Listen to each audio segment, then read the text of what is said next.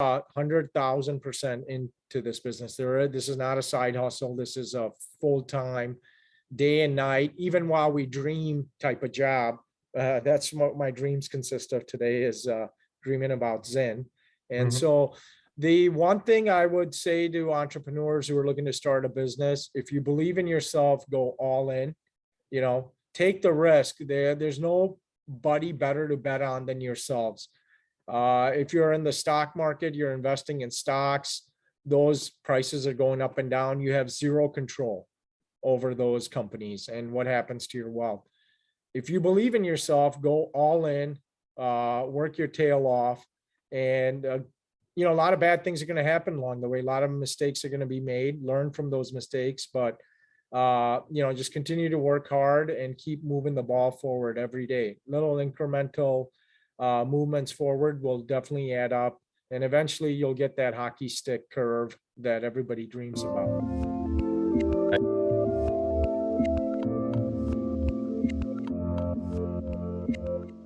Hey everyone, this is Devin Miller here with another episode of The Inventive Journey. I'm your host, Devin Miller, the serial entrepreneur that's grown several startups into 7- and 8-figure businesses, as well as the founder and CEO of Miller IP Law, where he helps startups and small businesses with their patents and trademarks.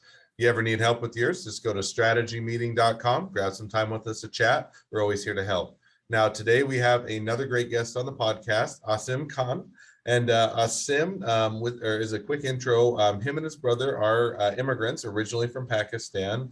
His parents came to the U.S. for additional opportunities.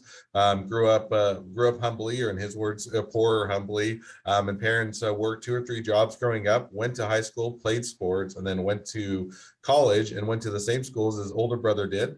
Got a finance, or both of them got, I think both him and his brother got finance degrees, worked as investment bankers, weren't fulfilled in the job. So him and his brother decided they wanted to work together and do something else. And so got into the health and wellness business and started something with his brother. So with that much as an introduction, welcome on the podcast, Asim. Hey, Devin, thanks for having me on. Good to see you again, and looking forward to this podcast. Hey, I'm excited to have you on and have a good conversation. So I just took a much longer journey, condensed it into a 30-second version. So let's unpack that a bit and tell me a little bit about how your journey got started with your migrating from Pakistan.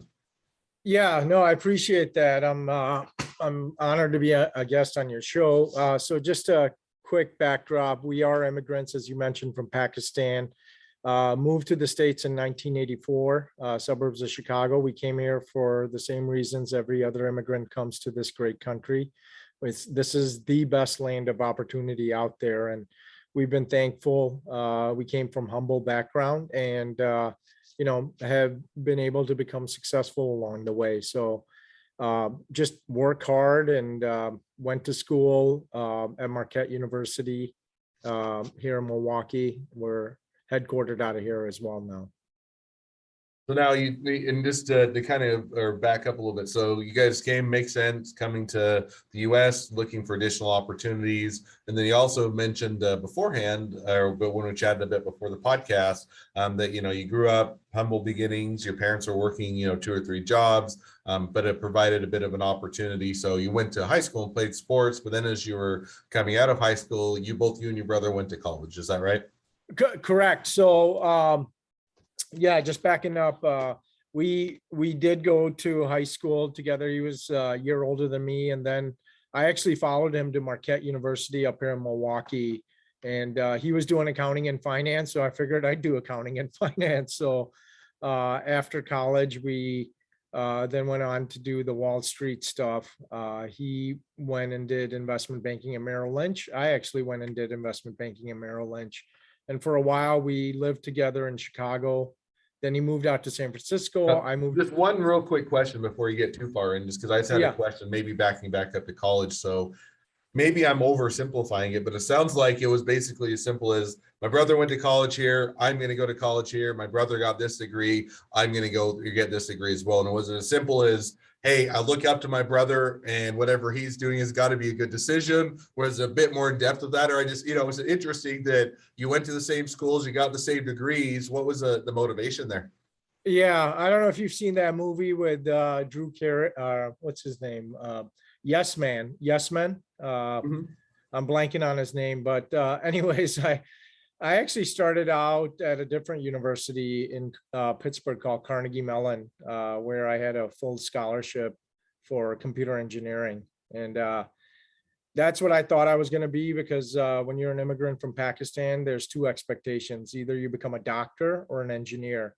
And I didn't like the medicine side of things. I guess I wasn't good enough for that. But I was really good at physics and math and uh, engineering type of stuff. And so I tried my shot at that, but then quickly realized that wasn't going to be a good fit. So I took a semester off.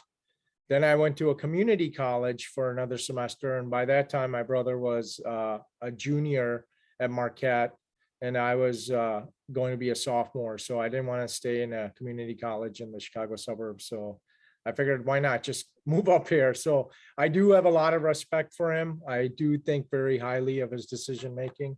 And so that definitely did play a part in to my decision to ultimately end up at Marquette University. And then I did accounting and But finance. at least to the credit or a bit of the background, you did say, okay, I am going to go to a different university. I tried that. So it wasn't simply just following in your shoe steps, but after you tried that, you're saying, hey, we're a Yeah, lot more alike and I'm going to go down the path that he's enjoying because it looks like I'd enjoy that too. Is that about right? right, right. I wanted to get into business, and he was doing accounting and seemed very practical and mechanical in some ways. Just logical numbers. I like numbers, so that was the reason I went into accounting. I've never actually used accounting in my career, other than, you know, just from an observer saying I was never a CPA. Hmm. So okay, so makes sense. So now, okay, now kind of continuing on with the story. So now you both you and your brother, you've got the finance degrees. You're coming out of college, and then how did you guys kind of decide where you were going to work or what the next step of your journey was? Right. So, part of coming over to the States was to get good jobs, build a good career, start families. And finance careers have, a lot of money associated with them. And so investment banking was the big thing at the time, still is today, I'm guessing. And it was more fun, more interesting than going to be a public accountant. Not that there's anything wrong with public accountant. My personality just wasn't suited for that. Neither was my brother. So we tried our hand at investment banking, worked incredibly long hours, slept a lot of times under the desk, at the office, and a lot of FaceTime as well. Putting together pitch books and then going to presentations, etc. So I did that for 2 years. My brother did that for 4 years out in San Francisco. And then I went into the startup world myself in the early 2000s. I was involved in two software companies back to back. Neither of them worked out, and that's why I'm still working my ass off.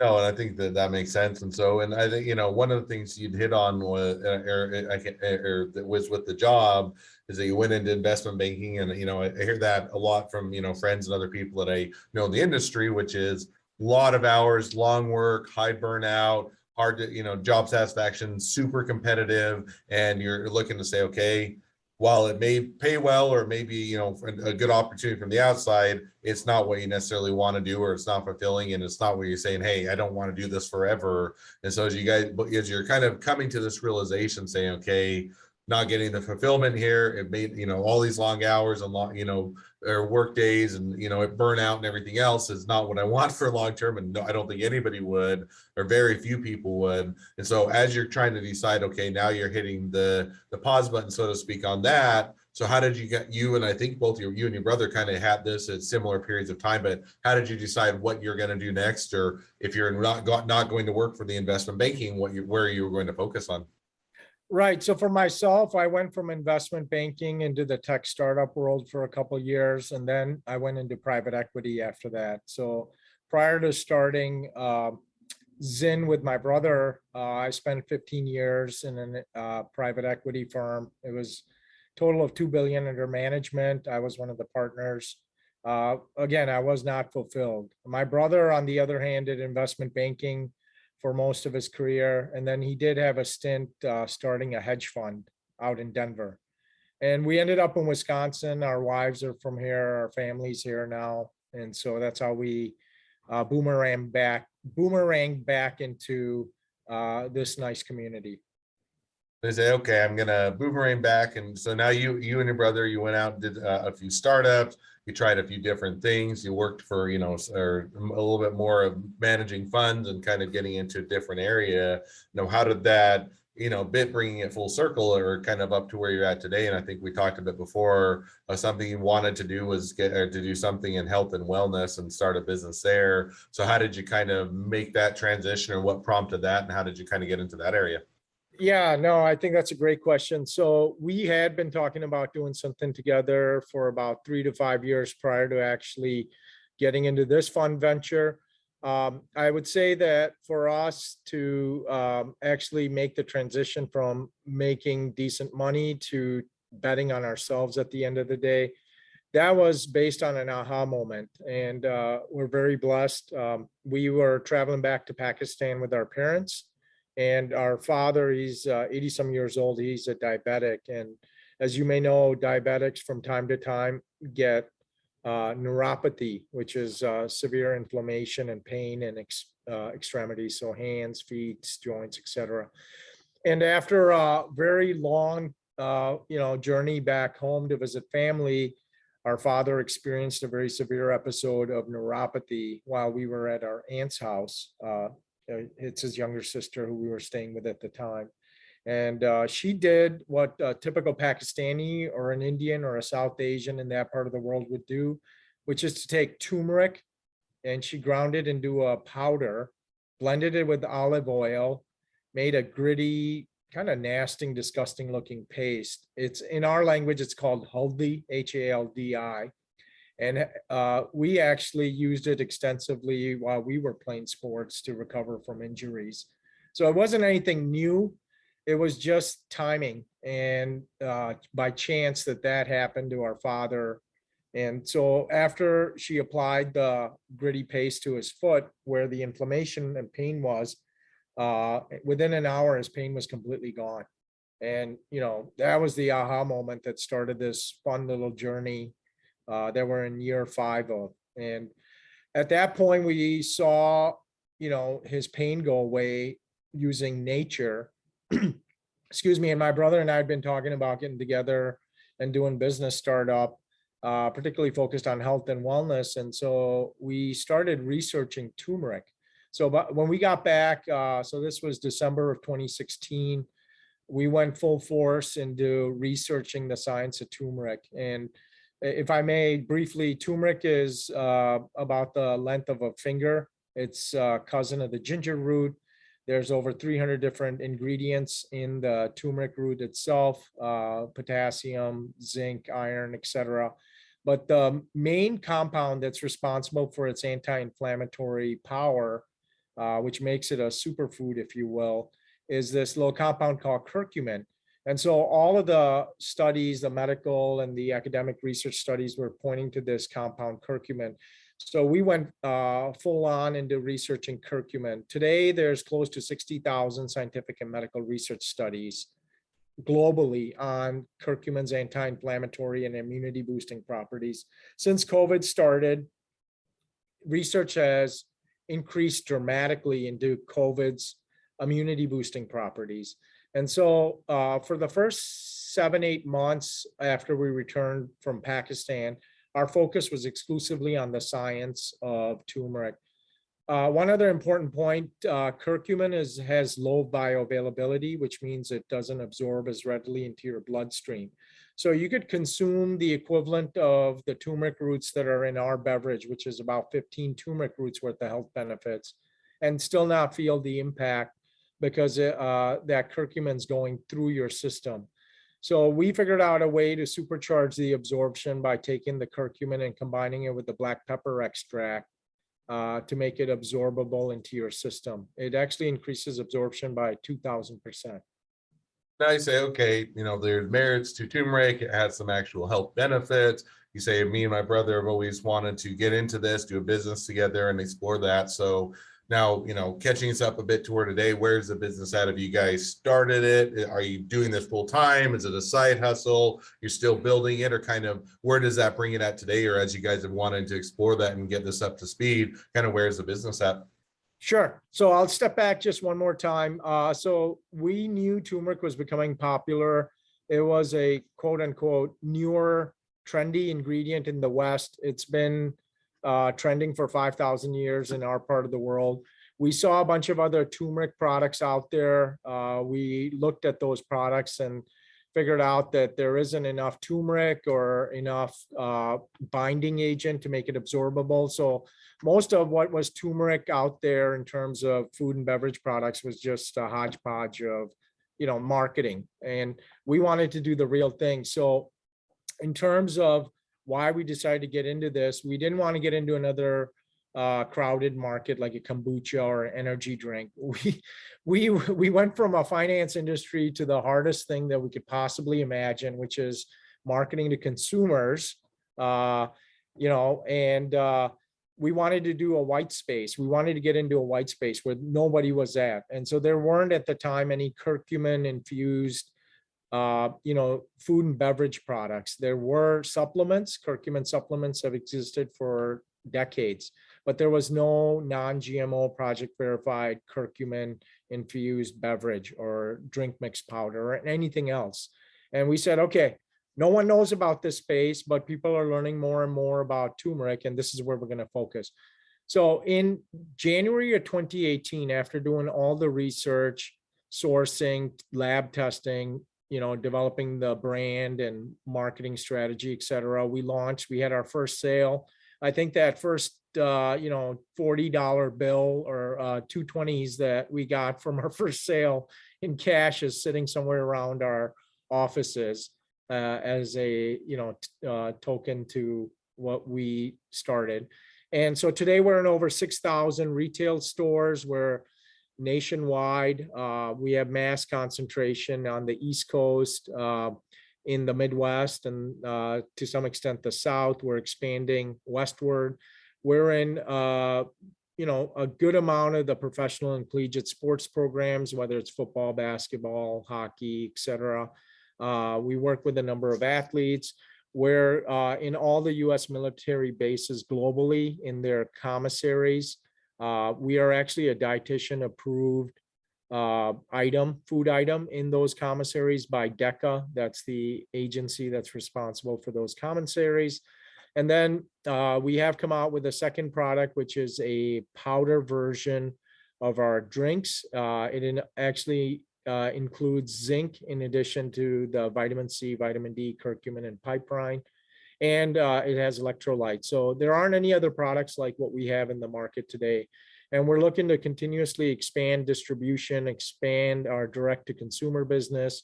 And then our goal is to launch 1 to 2 new products per year based on curcumin and piperine.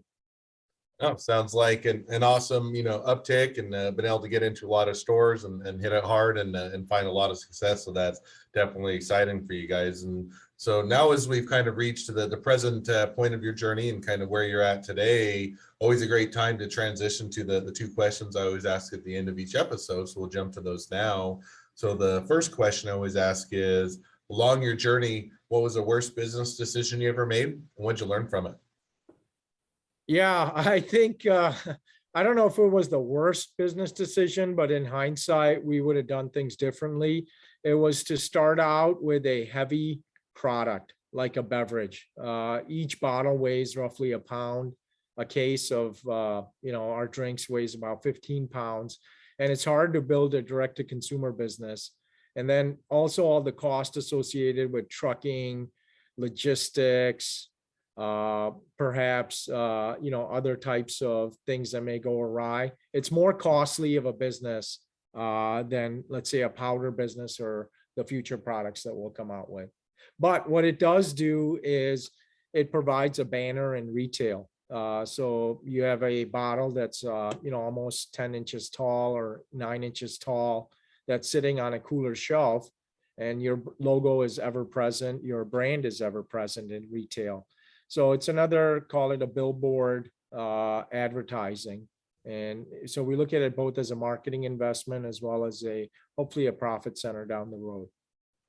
Oh, definitely makes sense. And, it's a good lesson to learn. And here it sounds like a good mistake to learn from. So now, second question, if you're talking to somebody that's just getting into a startup or a small business, what'd be the one piece of advice you'd give them? Yeah, I would say like us, this is also answering one of your earlier questions. We're 100,000% into this business. This is not a side hustle. This is a full-time, day and night, even while we dream type of job.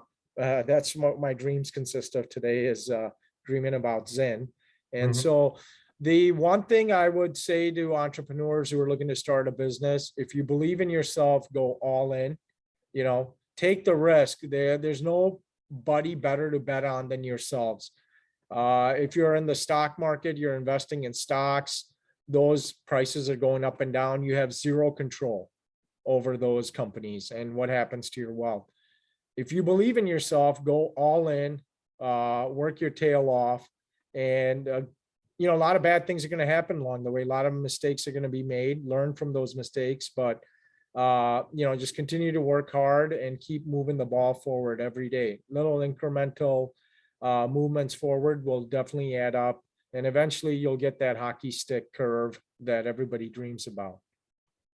I like that. And I think that there's, I like how you preempt that. It's not just, hey, you start a business and it's going to be a hockey stick out of the shoe, that there is a lot of time, sweat, blood, and tears, and those type of things. And it's also effort. That's why it's always interesting to hear the journey, because everybody just wants to see the hockey stick at the end. They don't see, Yeah. hey, we went through multiple or different paths. We went and did different jobs. We had burnout. We had things we weren't fulfilled. Took us a while to land on the idea. Even once we had the idea, we had to get into different stores, and we had to, be able to figure out the market and what make the mistakes. All of that goes into hopefully the hockey stick at the end, but there's that whole journey before. And so I think that having that desire to go all in, but then also having the understanding, and even with all of that, it's going to take a period of time, is definitely a great takeaway. Well, as we wrap up, if people want to reach out to you, they want to be a customer, they want to be a client, they want to be an employee, they want to be an investor, they want to be your next best friend, any or all of the above, what's the best way to reach out to you, contact you, or find out more? Yeah. So people can learn more about us at www.drink, DRINK, Zen, Z as in zebra, Y as in yellow, N as in Nancy.com. Or they could email us at marketing@drinkzen.com or at revive, like you revive and rejuvenate. So REVIVE at drinkzen.com. And our rest of the contact information, our phone number is on our website as well.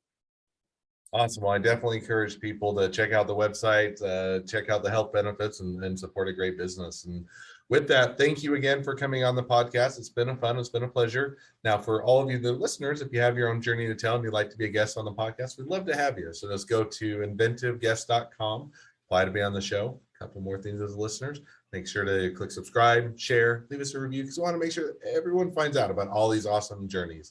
And last but not least, if you ever need help with your patents, your trademarks, or anything else with your business, go to strategymeeting.com, grab some time with us to chat. Thank you, Asim, for coming on, and wish the next leg of your journey even better than the last. Thanks, Devin. Likewise, nice meeting you.